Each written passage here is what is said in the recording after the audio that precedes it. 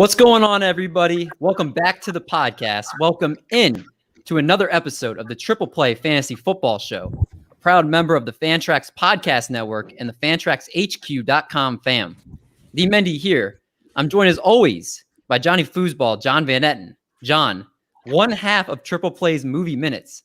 Have you seen To All the Boys I've Loved Before? No. Ooh, fire. Is it good? Fire. Wow, I just watched the Excellent last rom-com. Yeah, you're supposed to be the movie guy or one of the movie guys. I was going to ask you what your thoughts were, but I noticed save that for Brad. So I want to get to him next.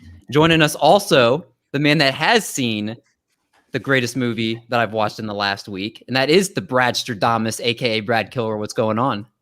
My lady and I did watch To All the Boys I've Ever Loved. It's a beautiful rom-com, very light and easy. I'll save it for the movie minutes one day since Johnny hasn't seen it.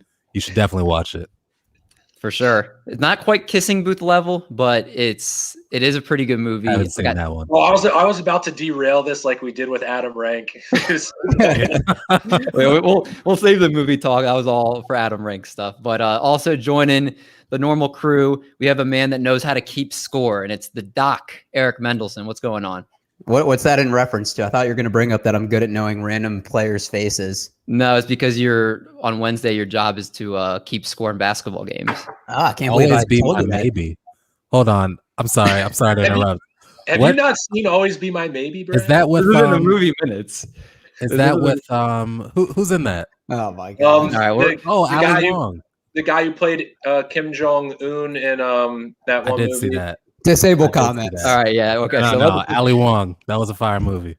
All right, we're gonna talk about movies another time because I want to welcome You in don't have to. I want to welcome in a guest, and I want to bring us some energy. So, joining the podcast tonight. We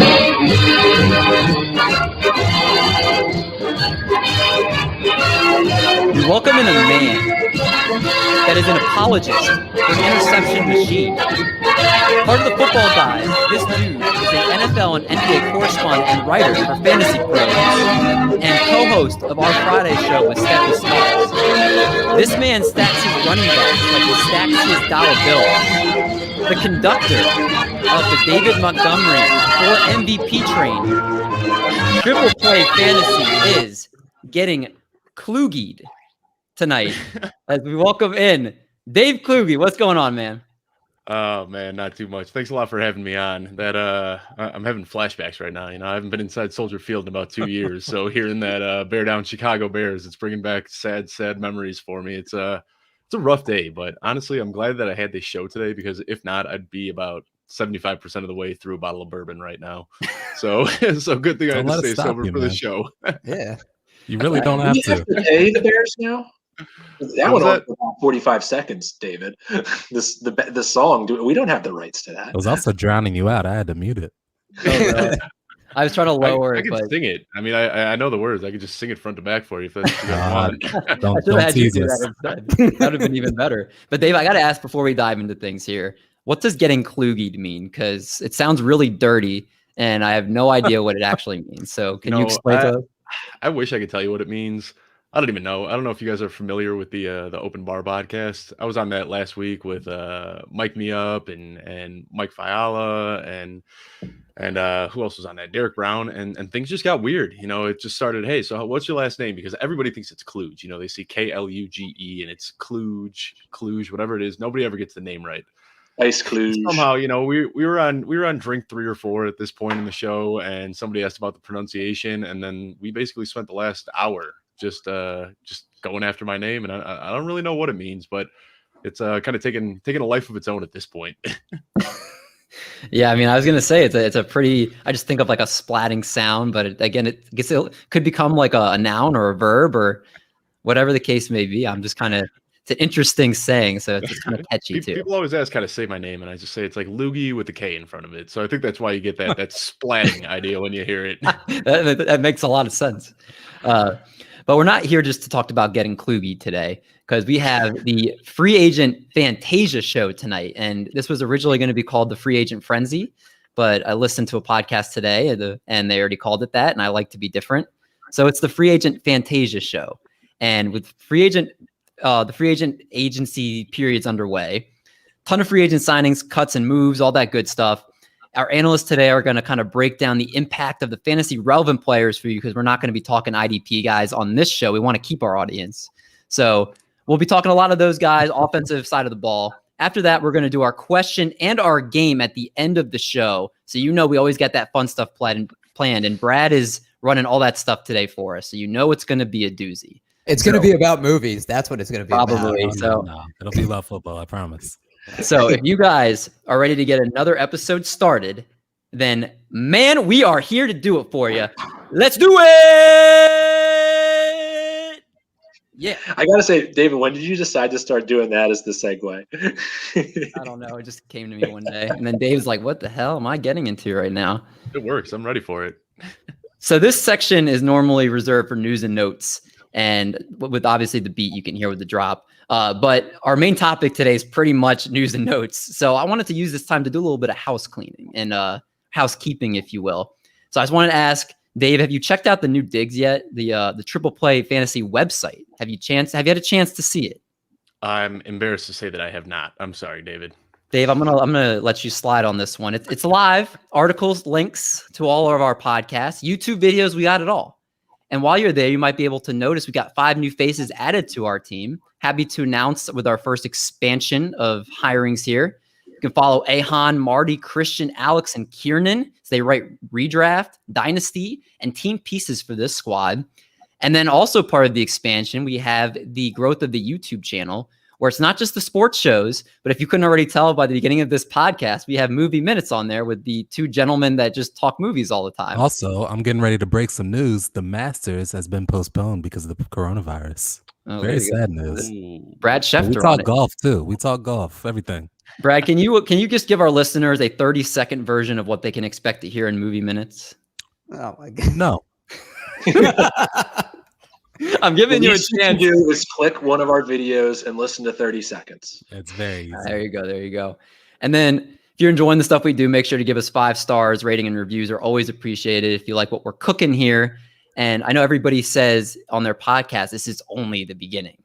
But I'd like to think we're the Joe Tooney of podcasts. We're durable and we're Pro Bowl levels. So just make sure you guys check us out if you haven't already. It's good stuff here. So enough plugging. Let's dive in here. For the podcast version, we're going to take our quick break for our ad here. And if you're watching the video version, we're going to dive into free agent Fantasia. Oh, maybe I didn't break news. I think I'm watching a rerun. Right, this is a 5-second chance for the ad in. Oh, Jesus, sorry. Rookie hour here.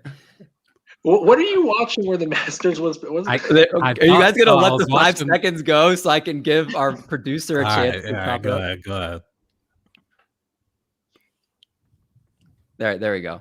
So free agent Fantasia. Let's break some free agent frenzy news here, starting with the quarterbacks. And Dave, you know where I have to go first here. And just so you know, I'm going to play the music for you that the Chicago Bears have signed Andy Dalton to a 1-year, $10 million deal with up to $3 million more in incentives. And Dave, can you talk to us how you feel as a Bears fan right now, and that you also probably read that Chicago is super aggressive for Russell Wilson? Just explain your emotions right now. This is a safe spot, by the way. You can just you can just air it out. I feel like I should lean my chair all the way back, turn around. Do it. I'm at my therapist's office right now and really just get deep. It all started when I was 4 years old. It was a cold night in Chicago. No, but really, I mean, anybody that's been a Bears fan for a long time expected this to happen. You know, it was fun. You guys probably saw me out on Twitter hyping up all the Russell Wilson news, but deep down in the pit of my heart, I knew it wasn't going to happen. I mean, I was shocked to see that Russell Wilson even wanted Chicago when he put that on a list of the 4 teams that his agent said he'd be willing to go to. I didn't understand why Chicago was even there. The reason he wanted out of Seattle is because they didn't have an offensive line. So then to move to Chicago, it was just a head scratcher for me. I wasn't sure if they just did that knowing that Chicago was desperate for a quarterback, hoping that would put some pressure on some other teams that actually could make a move for him. Either way, I don't think I ever really bought into the Russell Wilson hype. With Andy Dalton coming here, you know, it's just one more bridge quarterback. I think this is the end of the Ryan Pace, Matt Nagy era. This team just has 500 written all over it. You know, we saw Andy Dalton last year. he went into an absolutely loaded Cowboys roster with Ezekiel Elliott, Michael Gallup, Amari Cooper, CeeDee Lamb, and he went 4-5. So now we're going to take that same exact quarterback and we're going to put him on a team with a frustrated Allen Robinson as his number one option. Darnell Mooney, who's, he's going to be a great player. I like Darnell Mooney, but I don't know if he's really a number two when you're comparing that to, Michael Gallup or CeeDee Lamb that they got in Dallas. So, Dalton, he's had good supporting offensive cast around him his entire career. Even if you go back to his Cincinnati days, he always had some good receivers there. He always had some playmakers. And right now, I think it's just going to be that Allen Robinson connection that we're going to be seeing a lot of. So I think that you can slot Allen Robinson in for another 150 plus targets, but realistically, I don't think this is something that helps the Bears out too much. But good news is for all of you Allen Robinson league managers out there, he finally has, a serviceable quarterback. You'd have to go all the way back to his college days. He's never had anybody that's been able to put the ball anywhere near him. Matt McGloin and Christian Hackenberg and Blake Bortles, Mitch Trubisky. So at least he's got somebody that is a level up from those guys. But this is just a team that has 500 written all over it. And then the defense isn't getting any younger. So I think this is the end of the Pace Nagy era after this year. Are you saying that or are you wishing that? I haven't been a huge Nagy hater. I think that Mitch Trubisky really kind of held him back. I think that the offense that he developed really showed some flashes of doing something new and just different in the league. But he was just hampered by a quarterback that was just sailing throws nonstop. So maybe this is what we need. But last year I kind of convinced myself over the entire offseason that Nick Foles was going to be the quarterback that was going to lead us to the promised land. And right now I've got that feeling in my gut that this isn't going to be anything. But this is I got hyped about Mike Glennon. I got hyped about Nick Foles. I've gotten hyped about every single offseason quarterback that we brought in. So, talk to me in 2 months and I'm sure I'll be spinning a different story that Andy Dalton's the truth and he's going to take us to the Super Bowl. But right now it's not something I feel too good about. Such disrespect to Trubisky, who had a 6 touchdown game. Do we just forget about that? Honestly, MVP. Listen, I'm gonna MVP last year. I'm gonna take the other side a little bit. I obviously, if you could have Russ versus Andy Dalton, you take Russ 10 times out of 10. And it was kind of interesting to hear that, the Seahawks, the Bears, they went really hard and aggressive in trying to get him, but the Seahawks just said they're not trading him, which I can respect, and I wouldn't trade him either. But I think one difference between the Cowboys and the Bears is that the Bears can get something going on the running game. Last year was really rough for the Cowboys, and from week 12 on, David Montgomery was a stud. And I think once you have David Montgomery doing what he was doing last year, and then you add Tariq Cohen into the mix, I think you can have a really potent running game that you don't actually, you have to account for them. You can't just stack the box or if you do stack the box, Andy Dalton has the ability to hit Allen Robinson or hit somebody on slants. And I really think they could have a somewhat, maybe a better than average offense, which would actually do wonders for them. If they have a better than average offense, I think they can do a lot better than 800. And it'll be interesting to see how it goes. And I think they got Andy Dalton for cheap. I don't hate it. Imagine before last season saying Tariq Cohen and David Montgomery is a scarier running back matchup than Ezekiel Elliott. I know, but that's how it happened. Like Zeke had a really rough year last year, and it was, at the end of the day, I'd rather have, at least for fantasy purposes, I'd rather have David Montgomery than Zeke right now. It's fair. So me trying to be the optimist, I'm always trying to find the silver lining in this situation. And the one thing I look at is that Andy Dalton, they didn't get him on, this, bank busting contract. $10 million isn't a lot. And there are still a lot of really good free agents out there. So at first, I didn't even have any of these free agents on my radar for the Bears to pick up. But now, because they were able to get a, somewhat serviceable and decent value on a quarterback, I'm hoping that they go out and make a push for, Juju Smith-Schuster or Will Fuller. Samuel, Will Fuller. Oh my God, I'd love Will Fuller. I think Will Fuller and Darnell Mooney, they're very similar players. Yeah, they are. So I don't know how much that would really help. But you've got Allen Robinson, who can play anywhere on the field. He can take snaps out of the slot. He can play outside. He can go down the field. He can run a slant across the middle. Darnell Mooney is really kind of a one-trick pony right now at his stage in development. He's just going to fly down the field and stretch it for you. So I think getting somebody like Curtis Samuel, Juju Smith-Schuster, those guys that can play out of the slot, they can make those tough catches across the middle. They can do some moves after the catch. Those are the guys that I'd really like. So if we can bring in Galladay, I'm not getting my hopes up too much because I think him and Allen Robinson would be a weird 1-2 punch. But Curtis Samuel, Juju Smith-Schuster, throw those guys on the offense, and suddenly we could have something somewhat competent. I don't think the Bears are that far away. I really don't. All right, but as much as I would love to keep talking Bears, there's a lot of guys that we do got to get to. So let's move from Andy Dalton. Let's talk about a guy that's a little bit magical here, and that's Ryan Fitzmagic. Ryan Fitzpatrick signed a 1-year, $10 million deal with the Washington football team that could be up to $12 million in incentives. And if you hear that sound right there that you hear is all the Terry McLaurin dynasty #1 guys that are cheering that he finally has a quarterback to throw to. Brad, I'm going to get to you in a second as the Washington guy on this panel. Eric, you haven't really talked too much, so I want to get to you first. What were your thoughts? It's Magic. What can you expect from him? Pass catcher wise, are you expecting huge upgrades? Give me the lowdown on this Fitzpatrick deal. Yeah, I think as a fan and as a fantasy manager, you have to be ecstatic. I mean, Alex Smith was the quarterback for the majority of the season last year, and I don't think anyone really benefited besides J.D. McKissick getting like 13 targets a game. But you have to figure he's going to throw the ball downfield a little bit more. I put this on our Twitter today. I don't think people realize, and maybe we do because we're in the area, the Washington football team, their culture has been awful for as long as we've been alive.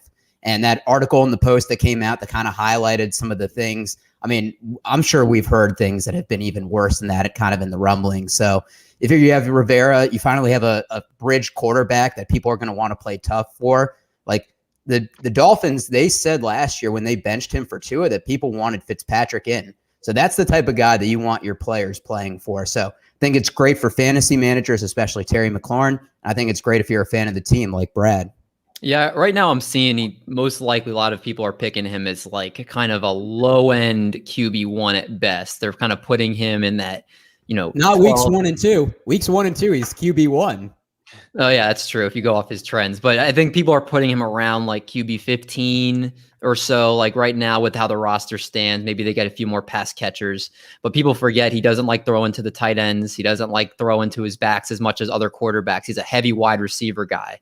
So that might limit the value of some guys like a J.D. McKissick or a Logan Thomas. So I think that has to be kind of baked in there. Brad, you're the Washington football team guy shaking your head no at my assessments here. So why don't you hop in and tell us about your new quarterback? All right. So first of all, I'll preface my whole take by saying that's exactly what I would have done. You hire a bridge quarterback to kind of take care of this year before you can get, the guy for your future. So I think they did the right thing. First of all, I wouldn't have wanted to go get a Marcus Mariota because he has the ability to play like just well enough that you might confuse yourself into like giving him a long-term deal, and then you set yourself back if he doesn't do well over that long term. So I think they did the right thing by hiring like an aging veteran who has shown that he can lead a team to win. Secondly, I think that we barely squeaked by. I'm saying the Washington football team barely squeaked by and won their division in a terrible division. I think if they were in any other division, they wouldn't have made the playoffs. And it's kind of difficult to, count on the defense to be elite year after year after year. Look at the Bears, for instance. They got Mac, and then everything was just on. Bears. Well, we're back. Everything was on the up and up for them, and then they took a little step back. Like having a consistent defense is very tough to do. And I think we have to count on that defense if we're going to be a playoff team.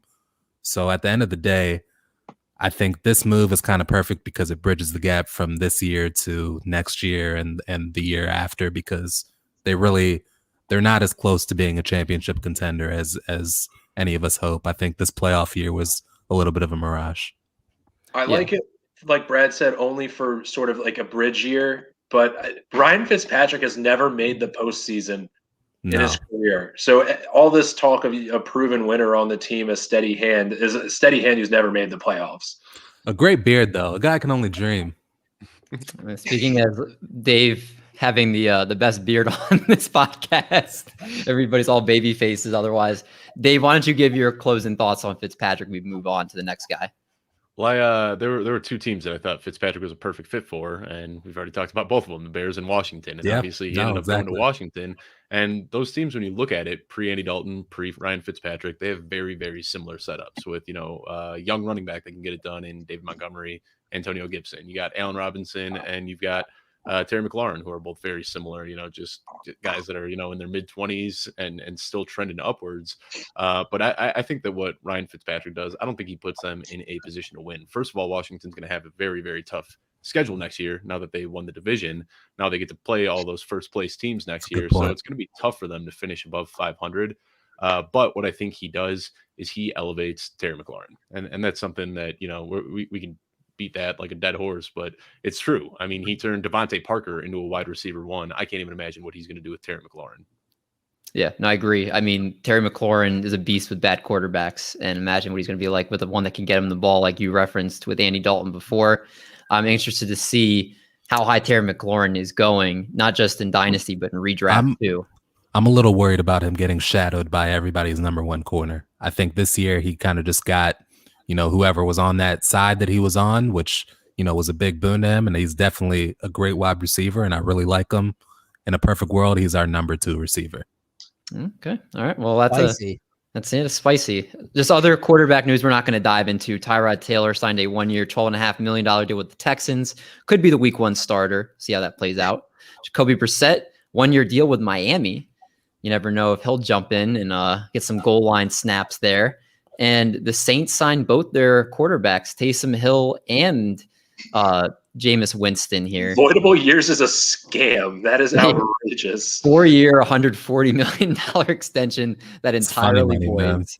But they're both going to roughly be getting paid, it seems like, $12 million this year. An open competition. I think I speak for everybody on this panel. If Winston's starting, you're probably more interested in the pass catchers on that team. If you have Taysom Hill starting, you're probably lowering the Camaras and the Michael Thomases. Is that fair to say? So wait, I have a question. If Taysom Hill, we haven't even gotten to the running backs yet. Is it important? I was going to say, if Taysom Hill doesn't start, does he go back to tight end eligible? Like if he goes and packages as tight end? That's a good question, I think ESPN learned their lesson and they won't do that again. All right, so let's move on to some. Who would you start? Who would you start? If I was the Saints? Yeah. I mean, I probably speak because it's a fantasy thing. I would start Jameis. Dave, I'm assuming you're a Jameis guy too? I am, yeah. I thought Jameis was going to be gone. I don't know if you saw. I just got retweeted by Old Takes Exposed this morning. Oh man, you made it! You've made it. 450,000 followers got to see my my take, saying that I think there was a 99% chance that Jameis Winston would be playing somewhere else. And I'm shocked, man. He took a discount to go back on the team. I thought he was going to end up in Denver, Chicago, Washington, one of those QB needy teams that already had a good offense. And, New way to plug the Twitter page. Just go on Old Takes Exposed all the time. Just do a bunch of crap takes, and then we'll send them in to Old Takes. Like, look at this idiot, and then there we go. If any of you had said Taysom Hill, I would have called you racist.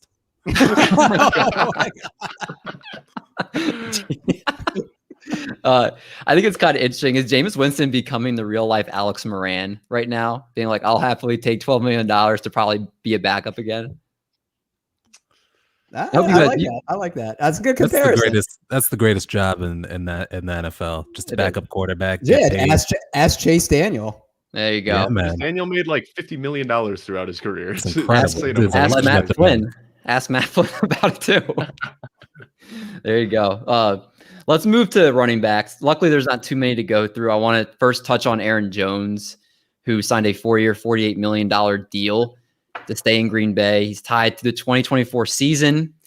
He's averaged over 1,500 yards from scrimmage and 15 touchdowns over the past 2 seasons, positioning himself as one of the top backs in the league. And he's averaged 5.5 yards per carry every single year besides 2019, where he scored 19 touchdowns.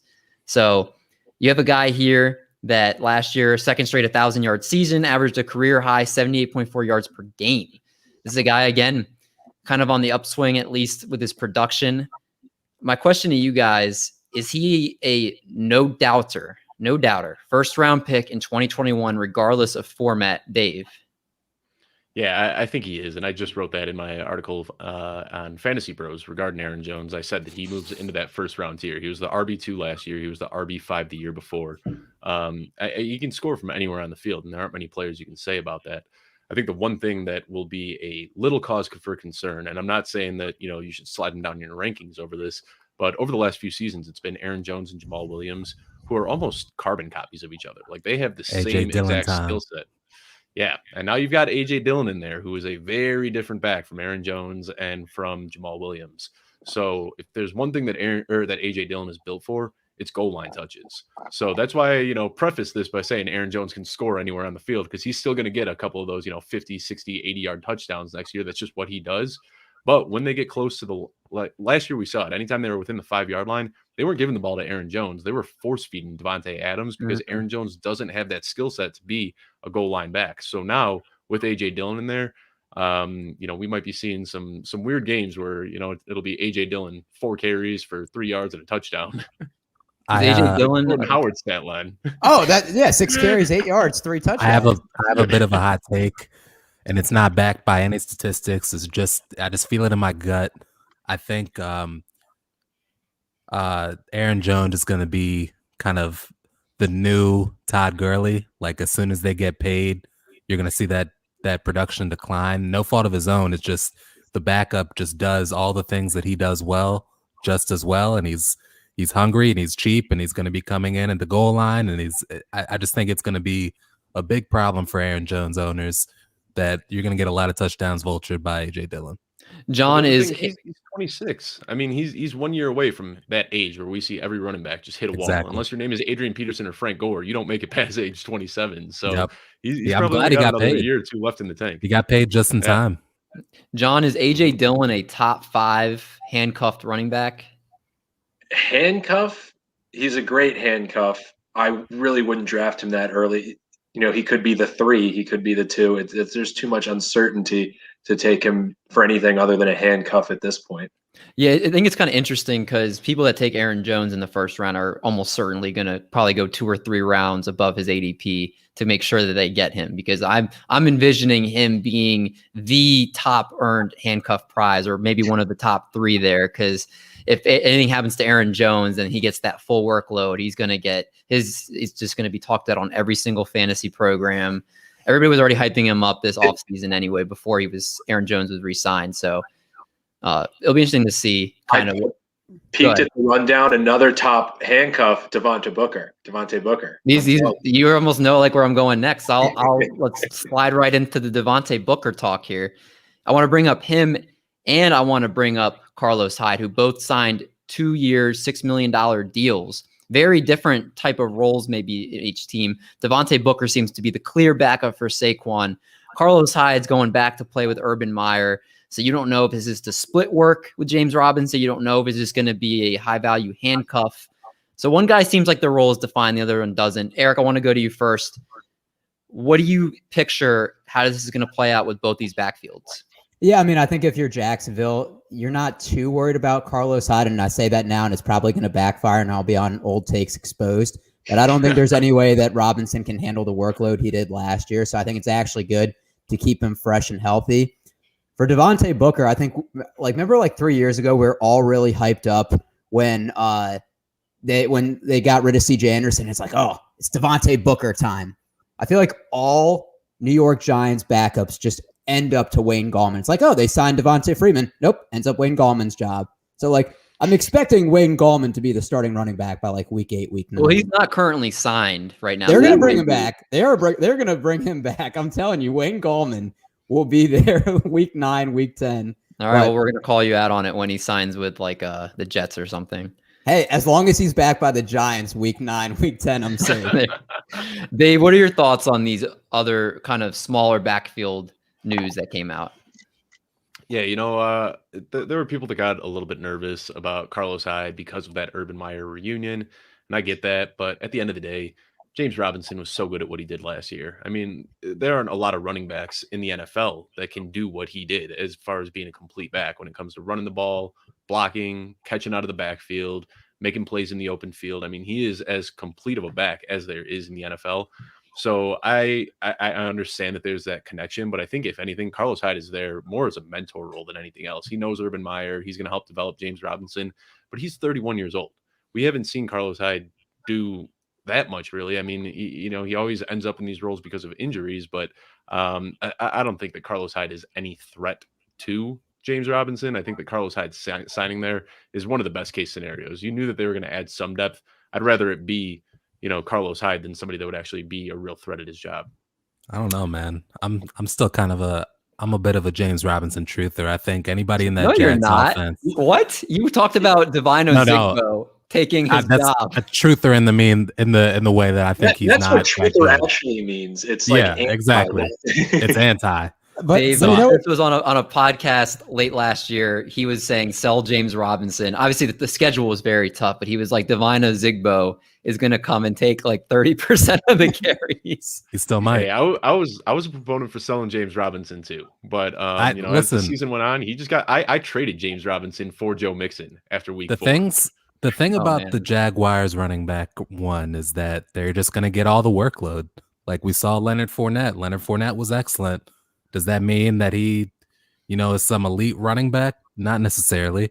Whoever's getting the RB1 carries is going to be the workhorse on that team, especially with a rookie quarterback coming in with Trevor Lawrence. And, they might even take a little bit of a hit because Trevor Lawrence can run a bit. So I honestly think Carlos Hyde, like you don't really need a mentor for a running back because they're only going to be in the league for, 6 years, right? Yeah. So I think Carlos Hyde is still very serviceable. He played well last year with his carries, and I don't know. I worry a little bit about his usage. I think James Robinson going in the first round would scare me.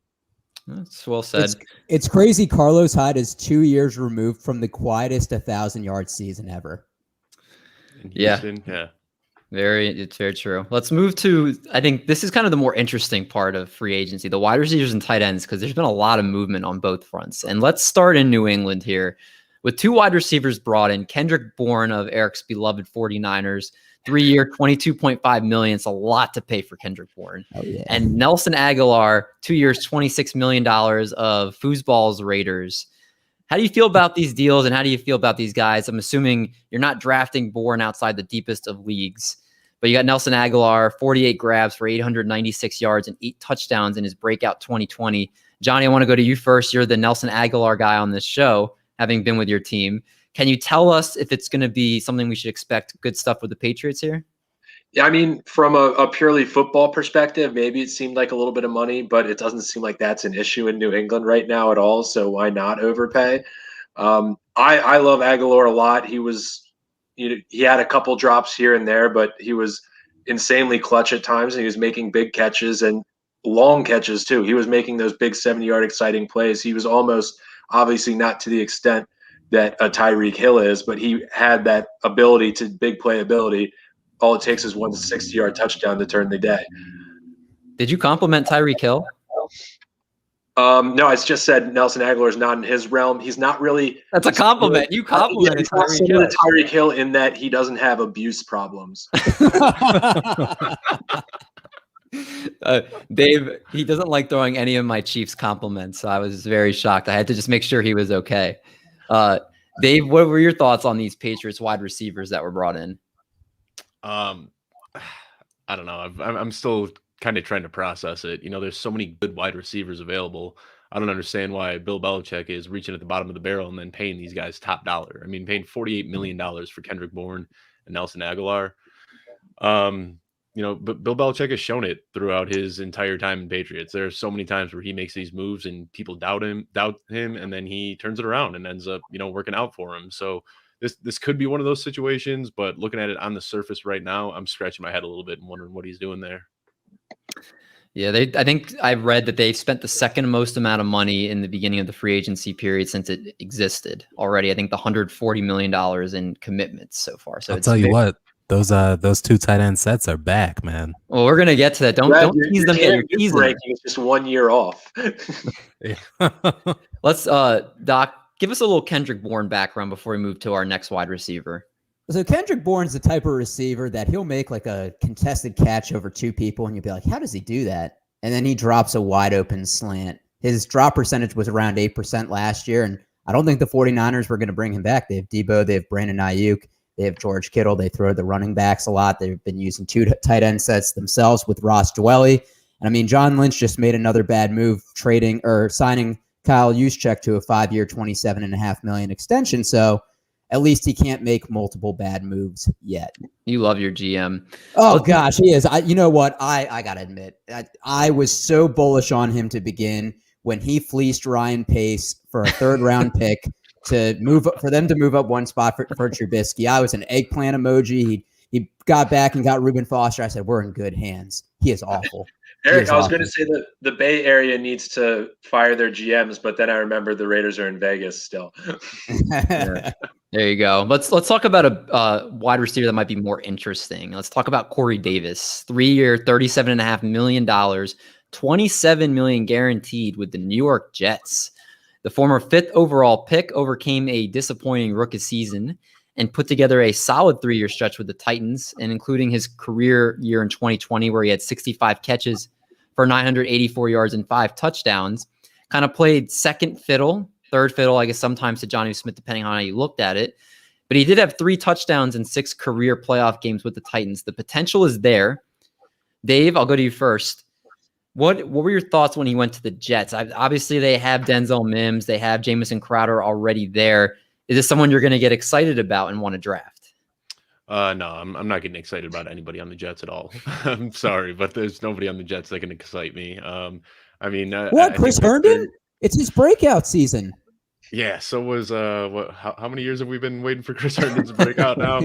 I mean, who knows? There could be a huge culture change. I love Robert Saleh. I mean, I'm hoping that he can go there and just change the culture, but I've got to see it before I start buying it. And, maybe I'll throw some late round flyers out there, but it's not something that I can see happening just at the flip of the switch this offseason. So I love Corey Davis. I know that everybody is big on the Denzel Mims hype train, and rightfully so. I mean, he looked great last year in his opportunity, but I think that Corey Davis is going to be the number 1 receiver there. But when's the last time? And I mean, Jamison Crowder was the number 1 receiver last year, and he had a couple serviceable weeks here and there, but it's not something that I think you're going to be able to get a lot of consistency out of. Do you have the details of the contract again? Because they gave him 50-something million, right? It was a $37 million deal with $27 million guaranteed. Yeah, so that's a decent amount of money. So they're going to keep him heavily involved. I do like Denzel Mims and Corey Davis as a 1-2 punch, but I've got to see a culture change, and I've got to see Sam Darnold take a step forward before I'm invested in any pass catchers in New York. That's fair, and I'm sure the ADP will probably rise on them as the season goes on. They'll in camp they'll be like, Corey Davis looks really good. He's added 15 pounds of muscle or something like that. And I think the Jets have 3 really solid number 2 receivers. Yeah. That's what I was Jamison Crowder, Mims, and Corey Davis. They're all number 2 receivers, though. They're a running back away from being like an actually solid offense. Like Michael P. They just have, yeah, exactly. They just have they have no like dependable RB1. I think they were hoping they would get that with Le'Veon Bell, and it just didn't happen. If they spent their draft capital on a running back that can actually, get them 1,500 yards, 1,000 to 1,500 yards, like they become somebody that you actually have to scheme against, and they're very hard to do that. You're going to have Mims, you're going to have Crowder, and now Corey Davis. And for what it's worth, I think Sam Darnold's actually competent when he's not, seeing ghosts. I think he can actually, if he has time in the pocket, he can hit people. And I honestly don't think it's a terrible place to be, provided they have a run game. That's fair. Let's move to the last wide receiver I want to talk about, and that's Marvin Jones, who, while I was working out, so I had to make sure I squeezed this one in here in the show notes last minute, signed a 2-year deal with Jacksonville, $14.5 million with $9.2 million guaranteed. According to an insider Jacksonville source that I know, he's going to be the number 3 wide receiver in that offense behind DJ Chark and Laviska Shenault. Very confident when he said that as well. So I'm curious, what value do you see for Marvin Jones, Doc? I want to start with you. Is it worth, I'm sure he's going to be drafted in most leagues, or is it going to be someone you're going to be trying to get for the new quarterback, Trevor Lawrence? No, I was never a Marvin Jones fan because he'll have like 2 for 33, 4 for 44, and then you bench him, and then he has a 4-touchdown game. So he's a guy I'll be playing in DFS, but I won't be taking in season. I mean, that was with Detroit. I don't know if that's necessarily going to carry over with a different quarterback. You never know. I understand what you mean because I got bit by that a lot in DFS, but I just don't like putting a lot of stock into somebody that I think like Marvin Jones's name value is what's going to have him. And you don't have to spend an early pick on him, but you mentioned he's the third with a rookie quarterback that's coming off shoulder surgery. It's just not someone that I'm willing to take probably where he's going, and somebody's probably going to overdraft him. Johnny, what about you? What are you doing with Marvin Jones? Yeah, I mean, you can't say he's getting an upgrade at quarterback necessarily, so I don't see why there would be anything about the change that would make you, he's going to have a better year or a more consistent year. It's well said, Dave. Well, Anything he'll be the number one. You said he could be the number one? I'm saying he will be the number one as opposed to where he was. You think he'll be the number one in Jacksonville? Yeah, who else is going to be ahead of him? They lost Chark, Chark's still there. I've been hearing that they're. I shouldn't say I've been hearing. That's like from I'm a like fake source. plugged I think in. I saw that thing you're talking That's about. been getting The taxed. Ravens. No, I saw. What were you gonna say, Dave? It's that one dude The like Ravens. that. Yeah, It's the one dude that like has the Randy Moss avatar that's been like blowing up on Twitter with all this. Like all of a sudden he's an insider, and I think someone quote tweeted it.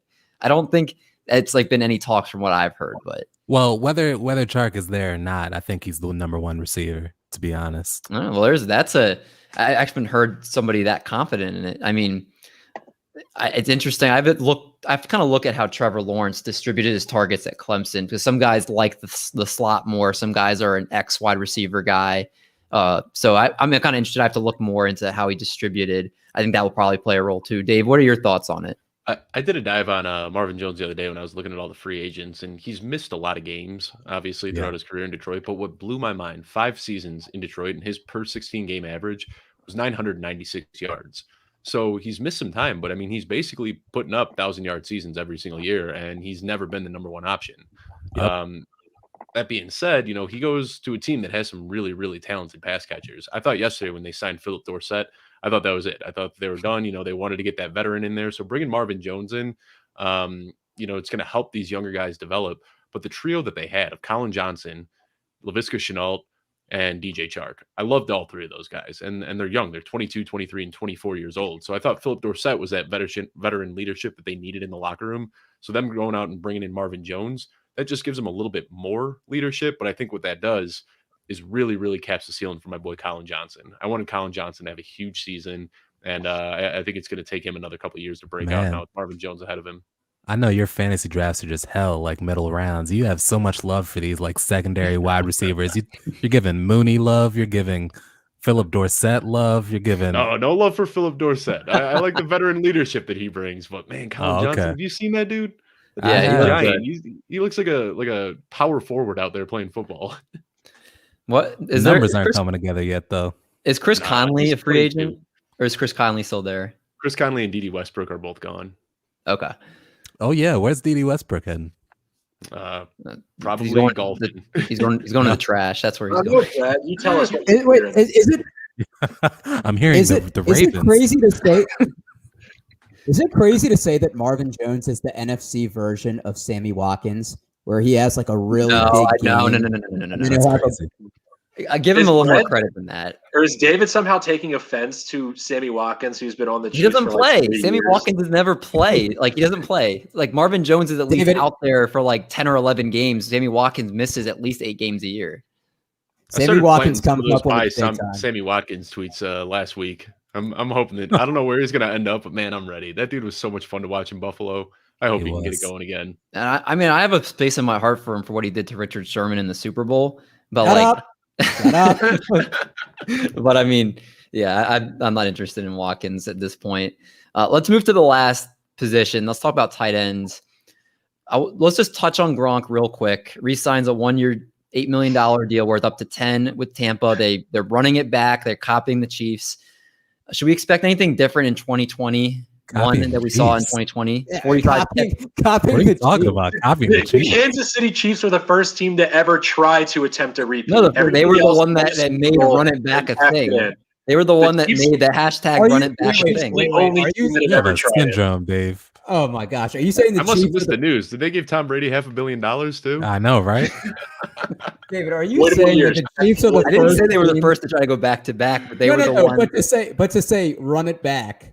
They were the first to say, like, yeah, like run it back. Like they were the ones that hashtagged that. What's up, Manny? So run it back. Turbo is not an opening to a song. Like I'm you act like used in the Chiefs- football sense. All right, I'm going to mute you in a second. The Chiefs are the first team in the AFC West ever to utter that expression in 2020. That's what you sound like. Let's go back to no other team has even tried. Most of them don't even play the next season after they win. They take the year off. yeah, they got back-to-back Super Bowls appearances. I'll take that. Yeah, appearances, buddy. So let's talk about Gronk, who had 45 catches, 623 yards, 7 touchdowns this season. I'm just going to ask over or under that, and let's just go around the horn. Dave, over or under 45 for 623 and 7 touchdowns. Do you think he's going to have a better or worse season? Better. Okay. So top 10 tight end pretty easily? I mean, that's a whole different game that we're talking right now because so much of that comes down to touchdowns. I was looking at this the other day. The difference between the tight end 6 and the tight end 17 was 3 touchdowns. So like the tight end 17, if they got an extra 3 touchdowns, they'd have been finishing top 6. I mean, it's just That's once true. you get past that first 2 tiers of tight ends, it all comes down to touchdowns. So targets will be there, but I don't know how we'll finish. Doc, what about you? Over or under those numbers? Under. He's probably going to take like 8 games off. Figure they have Antonio Brown maybe for a full season. Figure Mike Evans and Chris They haven't signed Godwin. him yet. Yeah, Antonio Brown's not signed yet. I said they might. They might. Cameron Breda emerged a little bit in the playoffs. I mean, keep in mind, Gronk was held catchless in the game against the Washington football team. Like, he really didn't emerge in the postseason until the Super Bowl. So I can't imagine having him that much consistent production, but we'll see. Him and Brady have that connection. OJ Howard's coming back too. I think people forget that. That's another person in that offense that could take away stuff from him. Brad, what about you? Over or under? I think over. I think we have to remember that like the first 4 to 6 games of this year for him was like still him coming back, getting into football shape. He had to bulk up so much from how much weight he lost when he was out. Like I think he's gonna have a whole year under his belt where number 1, he knows the system now. Number 2, they're gonna use him more in the passing game. And number 3, that's he's just gonna be even further removed from taking off a year. So he's healthy now. He's bulked up again, and I expect him to have a good year. Johnny, what about you? Under. I feel like people always like play both sides. When he takes the year off, oh, he's going to be super healthy. He hasn't taken a hit in a while. He plays for a year. All of a sudden, it's the rust is gone. Not that he was hit last year and he may have injuries again. Everybody loves to play both sides of the Gronkowski game, and I'm going under like I did at the beginning of this season. What a good question from the host. Got 2 and 2. That was just on the fly too. So I'm giving myself a pat on the back for that. Let's go to the last one here. And the news that's kind of been just circulating Twitter everywhere. And that's why I saved it for last. Patriots signed Jonnu Smith. Everybody has him as, oh my God, this is the year of Jonnu Smith. It's free Jonnu Smith. $50 million over 4 years. That? Oh, I mean, you have to just look over fantasy Twitter. It's just everybody was going nuts. And everybody, the tight end window for Jonnu Smith being relevant lasted about 24 hours because then they signed tight end Hunter Henry to a 3-year, $37.5 million deal, $25 million guaranteed. They secured both the top tight ends on the market, which was clearly a need for them because last season Ryan Izzo led them with 13 catches for 199 yards and no touchdowns. Actually, was the worst season for a collective group of tight ends in 5 years. So much needed upgrade. They brought in the 2 best ones. We'll go around the horn for this last one here. Dave, what are you doing with these guys? Are they just going to eat into each other so much you're staying away from both, or what are you doing? Yeah, I'm not crazy about either of these guys right now. I think that I'm going to have 0 shares of both Jonnu Smith and Hunter Henry. I like Jonnu Smith, but I don't like the fit here. Bill Belichick, he praised Jonnu Smith a couple years ago, and that's been getting circulated like crazy. But one thing that I'd like to point out is that he praised his blocking ability and his running ability before his pass catching ability. Good point. And I mean it. I mean, the Patriots, they're a run heavy team right there. And Bill Belichick likes those players that don't care about the stats, that are willing to go out there and do the dirty work. So, I don't understand how people are sitting here saying that Johnny Smith and Hunter Henry are both going to be tight end ones, because guess what? Cam Newton threw 8 touchdowns last year. I don't think that he's suddenly going to be a 30 touchdown quarterback. So it's, I'm avoiding both of them just because there's so much uncertainty. I mean, Johnny Smith could end up being that guy and break out next year, but it could just as easily be Hunter Henry. The really scary thing for me is what, like I said earlier, when you're looking at tight ends, you want to get the guys that are going to get the touchdowns.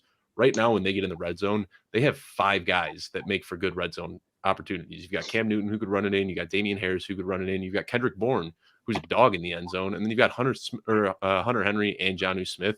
So I don't think that this is going to be a powerhouse offense. And then you have 5 guys that are going to be dividing up the touchdowns pretty evenly. So I'm trying to avoid this offense a little bit heading into next year. Don't forget Plodster, Sony Michel. Yeah. Oh, yeah. God, I mean, David, you put it a good way. It's like, I don't think I want anybody from that offense without, like, it sounds just like you already know Bill Belichick doesn't care about your fantasy team. So that already adds into the element too. He's not going to probably want to target one guy in there. So, Doc, what about you? If you're playing in a league that's got defense and special teams, though, go after the Patriots. They were that like cheat code back in 2019, and I think that we're going to see that again next year. They've got all those guys that are opting back in after taking last year off. They signed a bunch of splashy free agents, so that defense is going to be awesome next year. I agree. Doc, what about you? What are your thoughts on these 2 tight ends? Yeah, I mean, as someone that took Jonnu last year in like the 15th, 16th round, I got really excited because he started out the year great. And I'm like, oh, that's perfect tight end value. But he was very touchdown dependent. And I guess that's the roulette of the tight end position itself. But as Dave mentioned, Cam did only throw 8 touchdowns last year. I'm more bullish on Hunter Henry, but then selling him after like 4 or 5 games before he inevitably gets hurt. So I'm probably going to look somewhere else for tight end. But if I had to pick one, it'd be Henry over the 2.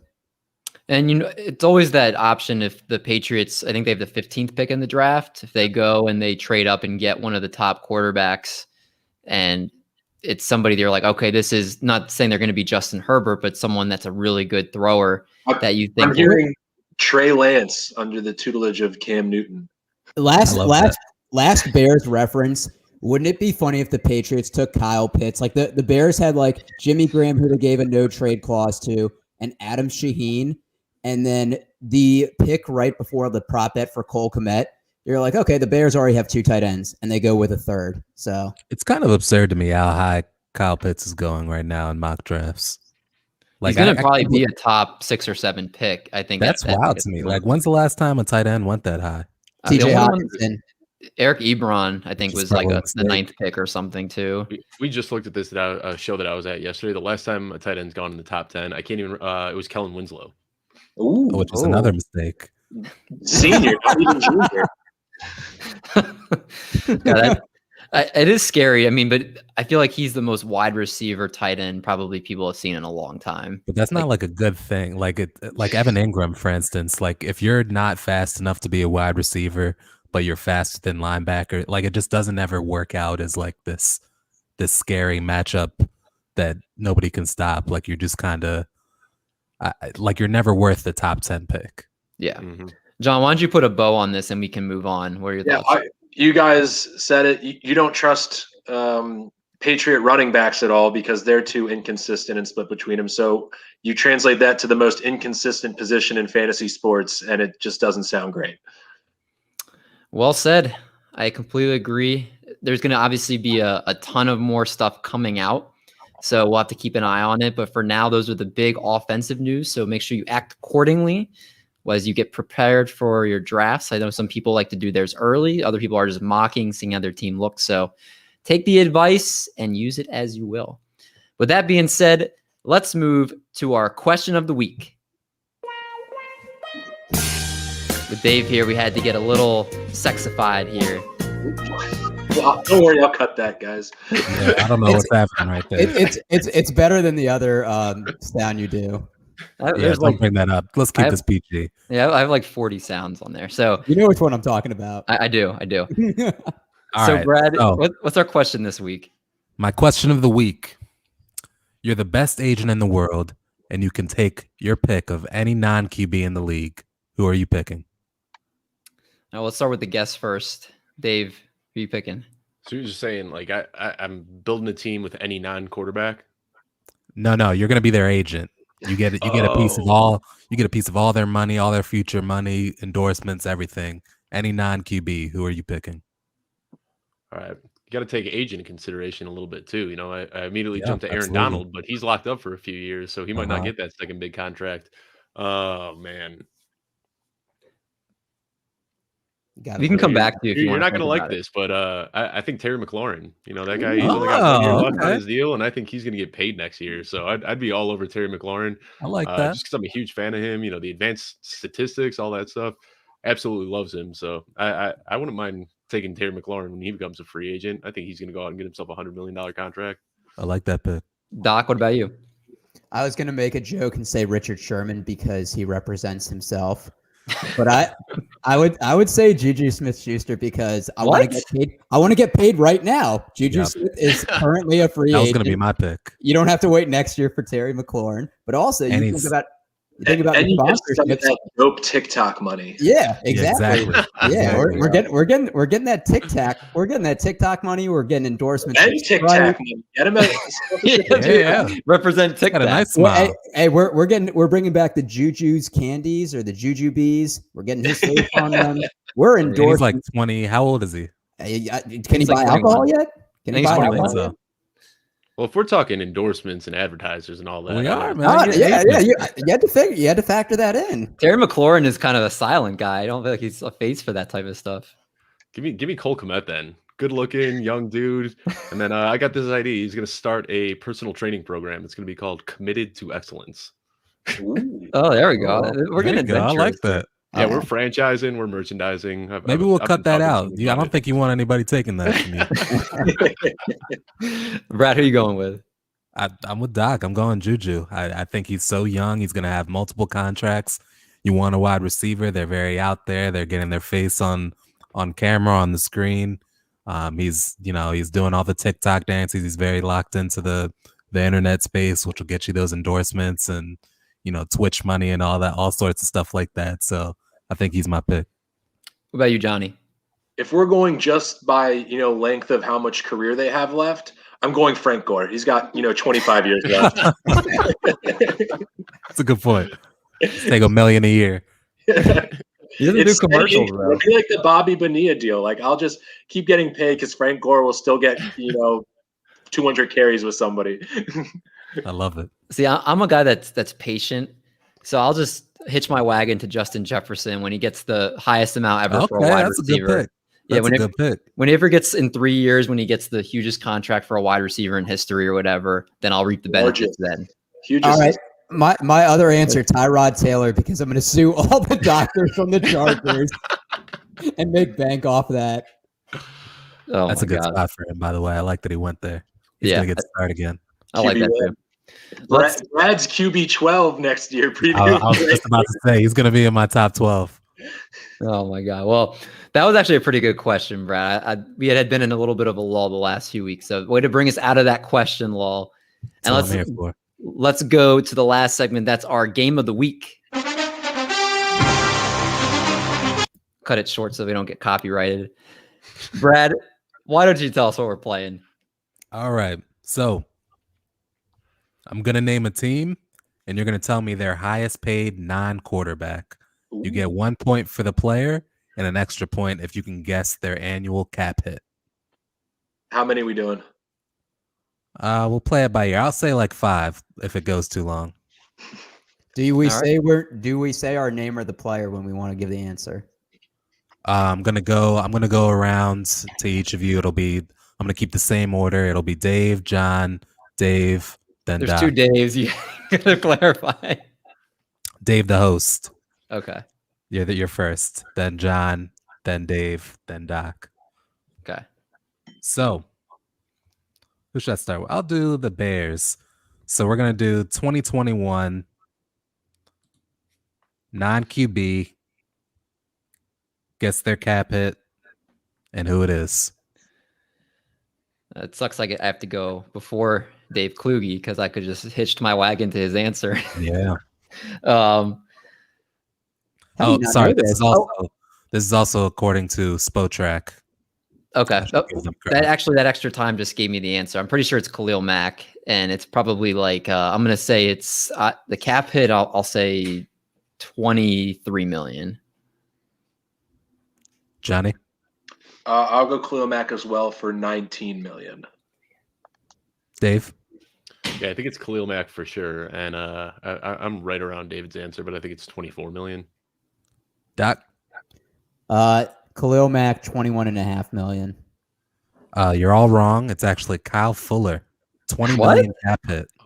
Wow. That's absurd. This is like sometimes you run into those players with like their backloaded deals or something, and he was paid like 8 million the year before, but now it's 20. That's what's happened. His base salary is 13 million in 2021. His cap hit's 20. Wow. Interesting. Khalil Mack, his base salary is only $1 million next year, and his cap hit is going to be 14. It's interesting. So Allen Yeah, Robinson, he took some as Robert a signing Quinn. bonus last year. I think that's how they did it. Yeah, Allen Robinson. So it's Kyle Fuller, Allen Robinson, Robert Quinn, and then Khalil Mack.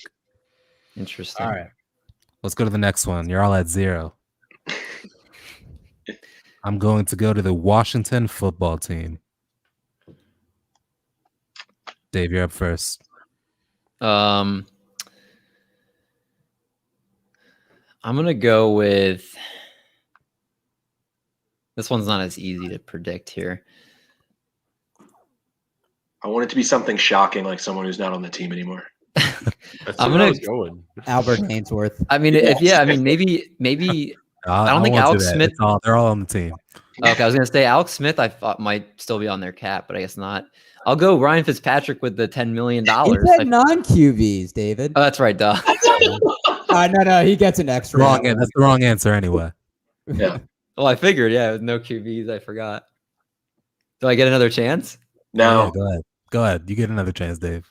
All right, I'll say, it's probably a defensive player, and I'll say, forever. yeah, it sucks going first. I don't know. I'll just say Terry McLaurin and 10 million, but I know I'm wrong, so I'll just He hasn't been paid yet. I know, that's why I'm just taking the L and moving on. You're up, Johnny. I'm thinking. I stalled long for you, so. Oh no, well, I didn't actually think. I was making fun of you the This whole is time. a terrible game. I should have picked something different. No, I think I have the answer. Who is it, Doc? I'll take Eric's answer. For Who is it, Doc? Am I skip? Are we skipping Dave? Yeah, he's taking yours. Okay. I'm gonna say Landon Collins, 15 mil. That is a good one. Dave, I what's said yours? 15 though. He stole that for me. Little tit for tat with us. Oh, Yeah, assist. Nice. I know it's somebody on the defense, man. I got no idea. My first thought was that Josh Norman was still getting paid there, but I don't think that's right. All right. So the I answer is yeah, you get a 0. The answer is Brandon Scherf, 18 million. I was thinking him actually, but I was like, Oh my gosh, you were thinking with But, the 5 minutes you had. But Doc, shout out to you because Landon Collins is actually second place with 17 million. Nice. I got this next one. Yeah, I doubt. All right, you know what? Let's give you a chance here. Kansas City Chiefs. Let's go. You're gonna get this wrong. I have faith. I believe it's either Chris Jones or Tyrann Mathieu because Kelsey and Hill actually are on pretty cheap deals for Okay, like what they're worth. Those So are I both think wrong. Johnny, you're up. damn. Is it Frank Clark with 22 million? Doc, Did you not you're hear up. what I said? No, I do think it's Frank Clark, but I'm gonna go 20. I said it was one of either Frank Clark or Tyrann Mathieu, and he said they were. You No, said you Chris didn't. You Jones. said You someone said Chris else. Jones. You said You Chris said Jones and Oh, Tyrann I'm sorry. Mathieu. I'm sorry. You're right. I'm Get going Frank. out of here, David. I'm going Frank Clark, 24 mil. Dave. I know he just got cut, but I don't know if they saved the money on it or not. Is it Eric Fisher? So it is Frank Clark for 26 mil. Wow. So that's 1 point for Johnny and Doc. Maybe I should we'll do a tiebreaker at the end if it's still tied. All right, we got 2 more. I'm gonna go with the Baltimore Ravens. All right. I think Not their pass rush anymore. it's it was I thought Matt Judon before he was let go. Tyus Bowser just signed a deal. Oh, Calais Campbell, and I'll say it's 21 million. You're very close. He's second. Ooh. Well, that was going to be my guess, so now I get to pivot off of that. Yeah. I'm giving this is such a bad game that I'm giving people guesses. Johnny, you're up. I'll just say Mark Andrews, 22 million. Dot. Marshall Yonda, 19 mil. Yonda's retired. Oh, Dave? Ronnie Stanley. Sorry. Ronnie Stanley, 19 mil. Yeah, man, I'm throwing in the towel on this one too. I All have right. no idea. I'm gonna give that one to Doc. He got Ronnie Stanley right. 15.25 million. No, I'm sorry I got their Honestly, offensive line. when you mixed said it, up. I figured that was right, but I couldn't just steal your answer like that. Oh, you can. He's a man You of can. integrity. You absolutely can. All right, With so integrity. let's do the last one. Let's go Dallas Cowboys. It's gonna be fun. I mean, I'm pretty sure Zeke's too obvious, I guess, because I mean it's either Zeke or Amari Cooper. I think Zeke's getting paid a little bit more, so I'll say Zeke Elliott at 15 mil. Can I be the one to tell David he's wrong? Yes, you can. David, you're wrong. Amari Cooper at 17 million. DeMarcus Lawrence at 23 million. That's a good one. Dave. Yeah, I'm thinking Amari Cooper too, around 18. It is DeMarcus Lawrence at 25. Why do you know that, Doc? He's been on a roll recently with games. Yes, that's 5. That's 5, and he's got 3 able points. to I'm just blame gonna give him his the FaceTime. success at these games on Sporkle quizzes, but there's no Sporkle quiz for Cap Math. No, there's not. Well, All right, so Doc, you win. You get the FaceTime. Brad, I would just like to say you're a very handsome host. Thank you so much. Thank you. all right. It's just great that David lost, and that one person cheer that I seem to get every single week. That's been my loyal supporter since day one. Yeah, So you get your one person cheer, and we're I gonna. just want to know who that person is one day. I just want to know that love one person cheer. David really mixing up Frank Clark and Chris Jones like just like multiple times. I don't know why I was totally mixed. I knew it was Frank Clark too. I don't know why I was saying Chris Jones. Sure you did. But all right, let's get Dave out of here. Dave, this was a total blast, man. Thanks so much for coming on the show tonight. Yeah, thanks a lot for having me. It was a ton of fun. Can you let our listeners know, if they're not familiar with your stuff, where they can find you, the stuff you're working on, anything else you'd like to plug? Yeah, so I'm at Football Guys, and I'm doing a little bit of everything for them. I'm writing some articles, and doing some video stuff, doing some behind-the-scenes stuff as well. But right now, where I've been focusing a lot of my energy is over at Fantasy Pros. I work on their news correspondence desk, so obviously we have had a lot of news coming out over the last few days. So you can find all that on at Fantasy Pros NFL. Every breaking news story, we're not beating Schefter and we're not beating Rappaport, but we're giving you the fantasy impact on it just a few minutes afterwards. Yeah, I always like reading the little blurbs once the impact of it, not just the news. So I like that, how you guys do that. Make sure you follow Dave if you aren't already. Did you already tell where you're at on Twitter? No, it is Dave Kluge. That's Kluge. Dave Kluge _FF. Thank you. And you will get Kluged once you follow him. So make sure you do that. But thanks everybody for watching, for listening. If you're listening to the podcast version, we'll be back next week with another new episode with another great guest. We'll have more athlete interviews coming on the way and some more fire content from all the fellows at Triple Play. We'll talk to you guys soon.